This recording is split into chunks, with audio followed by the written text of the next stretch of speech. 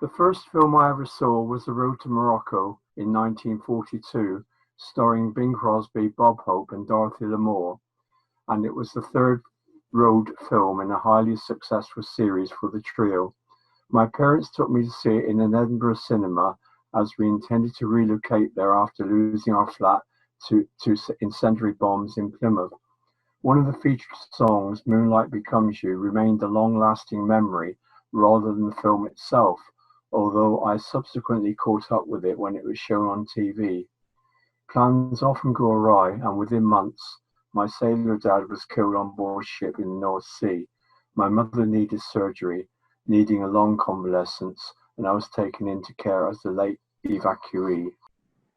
The war finally over, returning to Plymouth from my evacuee placement in Pendeen, Cornwall, it took some time for me to find my bearings, but fortunately I was living within easy reach of the city centre picture houses, as we called them, which I later labelled the Plymouth Triangle, consisting of the Odeon, now the site of Sports Direct, Gaumont, which still stands as a derelict reminder in Union Street, and Royal, which was latterly called Real. Bearing in mind there was no television but just radio, it was not uncommon for there to be queues outside all cinemas. As a 7-year-old, and eager to see films, my war-widow mother, who had to work and was not a film fan, used to walk me along the queue until she spotted someone she knew and would ask them to take me in. That's the way I usually saw the Disney movies like Pinocchio and Song of the South. However, if she was working, I would wait her alone outside a cinema and timidly ask strangers to take me in. Films were a way to escape the awful aftermath of the war, and Plymouth's grey post-war surroundings left by the Blitz had little appeal for kids like me, except to play in the dangerous ruins of bombed houses. My favourite genre was musicals, but light comedies also attracted my attention. Also films starring popular Bing Crosby, like Blue Skies and The Bells of St Mary's. And I never missed any of his films anyway. I still treasure the photograph of Crosby sent from his contracted Paramount studio, and he was just one of 40's box office stars like Betty Grable, Humphrey Bogart, Ingrid Bergman, Joan Crawford, Bette Davis, etc., who drew large audiences to their films. I recall cinemas had a smell, and discovered the usherettes, who all wore uniforms, used to spray the auditoriums before the first afternoon performances. In those days, it was acceptable to smoke during the film, and ashtrays adorned every other seat, with the ensuing smoky atmosphere clearly visible within the beam of light which emanated from the projection box towards the cinema screen. Because of the demand to see films, it was usual to be admitted from the head of the waiting queue, halfway through the main feature, as seats became vacant, so it was quite normal to see the end the first and the beginning when the next continuous performance began. It was the case of thinking, this is where we came in, and the vacated seats were soon filled from the waiting queue. Pre-war Plymouth was apparently a cinema-rich city, but most buildings were destroyed, particularly during the 1941-42 Blitz. I often wondered why the three larger ones described above survived with just superficial damage, and I don't know if true, but I was told they had fire watchers or spotters on the roof, so they were amongst the few buildings which escaped the bombing in the city centre area. About 2 years after the war ended, Saturday Morning Pictures was introduced for kids only, with sixpence the admission price, and the chance to see a weekly serial plus westerns starring Hopalong Cassidy and singing cowboys Roy Rogers and Gene Autry. The latter two wooed the rancher's daughter before setting the world straight as gun-toting cowboys who sprang out from the black and white screen and always won over the bad guys minutes before the end credits rolled. Each of the three cinemas had its own club, and I favoured the spacious Odeon, which meant a bus ride from home, as we had been rehoused to one of Plymouth's post-war estates. Each had its own signature song for the kid audience to sing along to, and there were talent contests as part of the weekly fun. There was even a cinema club's annual, which I received at Christmas, and recall it invariably featured pictures of the young Petula Clark, Anthony Newley, and other child actors. My memories of the 50s are recalled in endless black and white images, and of course the decade was devoted to Plymouth's post-war reconstruction and peacetime reconciliation, with going to the cinema the ideal way to lift the spirits. Occasionally school outings included films that were deemed to be of educational value, and I do recall seeing Scott of the Antarctic in 1948 and Julius Caesar in 1953, in which Marlon Brando portrayed Mark Antony, with my classmates in tow. However, my main focus was centered on the Ealing comedies like Hue and Cry, Passport to Pimlico, Whiskey Galore, Kind Hearts and Coronets, the Lavender Hill Mob, with specifically the Titfield Thunderbolt in 1953, because it was dear to my heart as it fed my new train spotting obsession, which had temporarily overtaken everything else, including Saturday morning pictures, until pop music then intervened. Unlike my mother, my stepfather enjoyed films and would sometimes take me to the Belgrave cinema just off Mutley Plain. We would get off the bus with many others and run to the cinema in order to be first in the queue, which was closely monitored by Walter, an upright ex-serviceman who nominally acted as usher but seemed to take on all the auditorium tasks and made sure everybody behaved themselves. No one messed with Walter.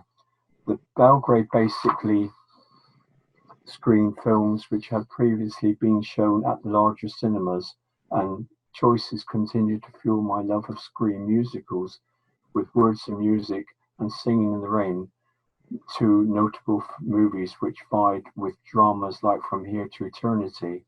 Over the years, I continued to visit this historic 1912 built cinema and often chatted to the manager, Mr. Prance, so was quite upset when it closed its doors in 1983, and even worse, was demolished just a couple of years ago and totally replaced by luxury student accommodation.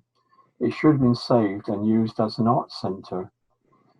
During school holidays in 1952, I was able to see The African Queen, a well-praised film starring Humphrey Bogart and Katharine Hepburn at the Royal Cinema.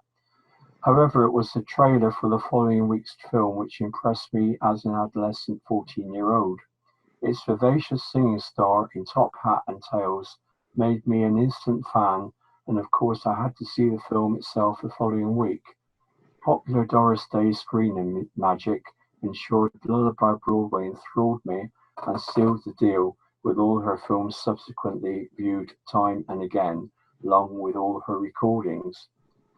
By the early 50s, the Hollywood studios were facing serious competition from growing power of television, so fought back with the introduction of widescreen CinemaScope, and the first films made in the new process reached Plymouth in April 1954. They were How to Marry a Millionaire at the Gaumont, quickly followed by the biblical sword and sandal epic The Robe at the Odeon. The latter was a birthday treat, and I recall sitting in the front row so near the wide curved screen, I swear my head bobbed from one side to the other in order to fully view the action, and together with the loud stereophonic sound, I emerged with a headache. Other widescreen alternatives soon followed, like VistaVision, Panavision, and Technorama, to name just three, with color also dominating most new releases. As monochrome television was still in its infancy, the cinema was still the best place for entertainment. In fact, 1954 was an important year for me, and the Easter school holidays encouraged me to have a bumper film day out, with Doris Day in Calamity Jane at the Royal and James Stewart in the Glenn Miller story at the Odeon. Double enjoyment, in fact, and I thought life was just great until I arrived home and was chided by my mother for spending too much time in dark cinema auditoriums instead of studying for my approaching GCE examinations. With exams done, dusted, and positively achieved, I left school that summer with just dockyard apprenticeship or services, the encouraged choice for young Plymouth males. But my forever obstinate nature demanded I should instead utilize my train-spotting enthusiasm, so I jumped at the chance to join British Railways as a junior clerk in Millbay Docks. It was a great location for me actually, as it allowed quick and easy access to the main three cinemas as soon as I finished work at 5 p.m.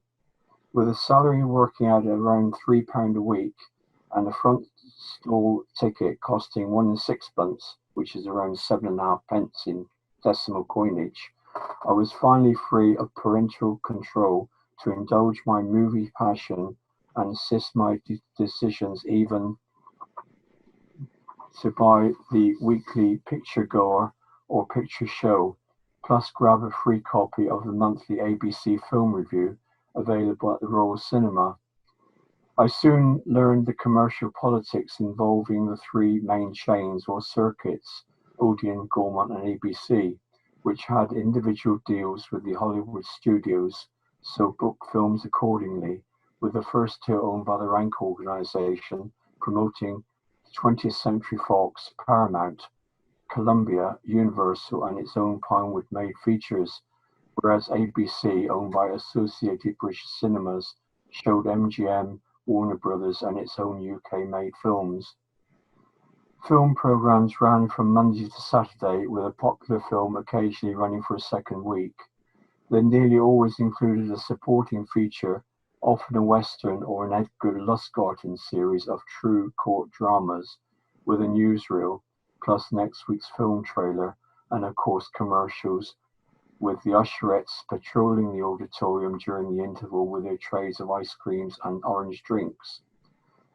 Also an organ recital, which I hated except for the innovative changing colour spotlight. As credits usually opened the film, the end usually meant a quick dash towards the nearest exit in order to escape standing to attention for the national anthem, which always ended the final programme of the night. After all, there was always a bus to catch home. Local council watch committee bylaws prevented pre-war cinemas from showing their weekday programme on a Sunday, presumably for religious reasons to uphold church attendances. However, during the war, cinemas were allowed to show old films, usually as a double bill, and two lengthy performances meant the first commenced at 3 p.m. and second ended at 9 p.m., with some of the takings given to local charities.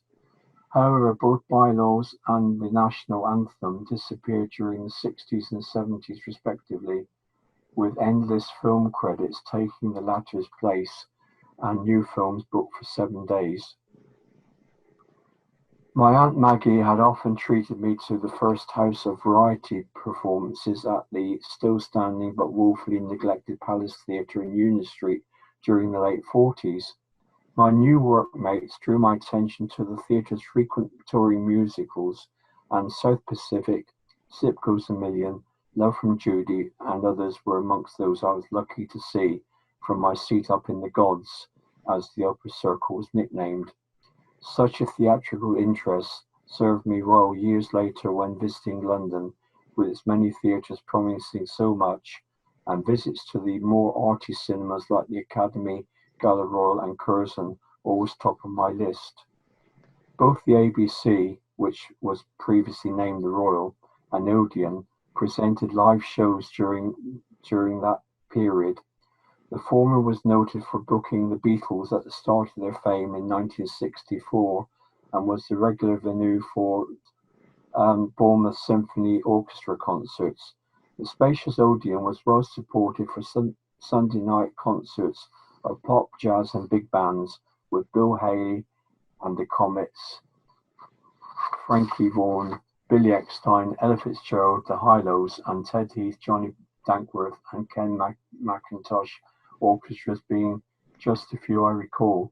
The favourite memory of young Shirley Bassey at her sexiest, singing "Kiss Me, Honey, Honey, Kiss Me" directly to front row seated me and my friends still lingers on. However, my cinema going continued with 3 or 4 films viewed almost every week, and a dispute between 20th Century Fox and the Rank organisation over the latter's failure to fit new CinemaScope equipment in all its theatres meant the Fox films went to independent or secondary ABC cinemas. I therefore began to frequent the Plaza at Bretonside and stayed at St. Budo in order to see Carousel, There's No Business Like Show Business, The Best Things in Life Are Free, and Carmen Jones, amongst a number of first-rate movies. I never managed to include the Forum in Devonport, now a bingo hall, or Ford Palladium, now a builder's yard, in my geographical cinema journeys, but a visit to the now forgotten Regal in Saltash was a one-off when the starring Audrey Hepburn and Henry Fonda version of War and Peace was shown. A temporary job transfer to Redruth in 1957 did not stop my movie obsession, and even though not comparable to Plymouth's fine cinema trio, the Regal and Gem in Redruth, and in the nearby Campbell and the Kings and Scala, catered for my needs, with weekends back in those preferred darkened auditoriums filling my gaps. I even babysat for my landlady every Monday so she could enjoy her weekly night at the movies.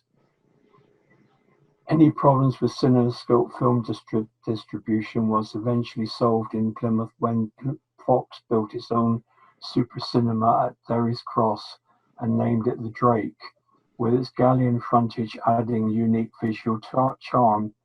Intended to be the first of the company's UK cinema chain, it opened with a great fanfare on the 5th of June 1958 with a charity premiere of South Pacific. After all, new cinemas were not a regular occurrence, and this modern building fulfilled any film-goer's dreams with its CinemaScope screen, the largest this side of Bristol, and comfortable seats, air conditioning, and innovative features to befit such a post-war building. Its only drawback initially was the fact that when it rained, you could hear the rain on the roof, but this was put right with time. My sojourn in Redruth completed, I was newly based at Millbay Station, now the site of Plymouth Pavilions, so I could be buying my cinema ticket within minutes, which I did the day after the cinema's opening when April Love, starring Pat Boone and Shirley Jones, became the cinema's first regular programme, with weekly programmes following an unusual Thursday to Wednesday presentation. Unlike the 6-week delays the other circuits adopted, the Drake's new films coincided with their London opening, and many reissue programmes filled the gaps as generous double bills, with Mr. Bland, the manager, on hand and smartly dressed in evening suit to welcome customers. However, the dispute ended and the Rank organisation took control of the Drake in March 1961, which eventually led the way to closures, demolitions and changes as the years rolled on, with several local websites far better explaining the details, but the city's 2 multiplexes represent their present outcome. The Plaza not only booked reissue programmes but also international films, so I was able to see classic movies like the French thriller Rififi, filmed by Ingmar Bergman, and the fine work of several Russian, Hungarian and Polish directors. In fact, this opportunity expanded my film knowledge sufficiently to seek similar fare at the Plymouth Film Society, located at the Swarthmore Settlement on Mutley Plain, and Plymouth Arts Centre in New Street. Later on, the short-lived Plymouth Film Theatre at the Athenaeum, opened in December 1971, its first choice being The Raging Moon, with the film's director Brian Forbes and star wife Nanette Newman and Malcolm McDowell attending such an occasion. The varied monthly programming gave preference to independent American films, but my records suggest this BFI-inspired operation sadly faded away after just 5 years. Memories of Plymouth Arts Cinema remind me that membership to see films was a necessity, and they only were shown at weekends.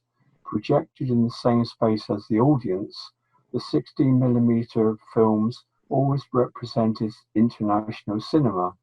During the winter, it was advisable to keep coats, gloves, and scarves on, and if I remember correctly, we sat and often shivered on black Rexine-covered rows in the space later occupied by the bar and downstairs eating and waiting area. I guess it was considered a student squat, but then I was around 20 years of age, so accepted such surroundings and remained faithful during the centre's many improvements over the years. By the time I became a volunteer usher in 1978, the choice of becoming a member or just a casual film goer opened up the cinema's possibilities, and a 2-film weekly program enabled a 7-day opening until cuts reduced it to 5, and Sundays and Mondays became dark. For me, many great films, welcome upgrades, friendly staff, fellow volunteers, and customers have over the years provided me with a welcome bonus despite good times and bad times, with the recent downsizing of activities and sale of the quirky and well-loved Lou Street building, at least establishing and hopefully expanding the cinema's aims within the new location at the Plymouth College of Art. Marriage, mortgage, kids, and career changed my life during the 60s, as did the scope and speed of technological progress, with television totally in control as convenient home entertainment, but soon joined by the early 80s availability of video recorders and quickly superseded by DVD players. For cinema obsessives like me, films perhaps lost their unique rarity because favorite classic films could be now purchased in a small box and viewed at home on tape or disc whenever convenient. Now it's all about downloading and streaming. However, such innovations merely act as an adjunct and have never dampened my enthusiasm for a seat in the cinema. As I write, the unprecedented effect of the coronavirus may have paused the option during the last 3 months, but I'm sure opportunities will surely bounce back as we hopefully face normality again.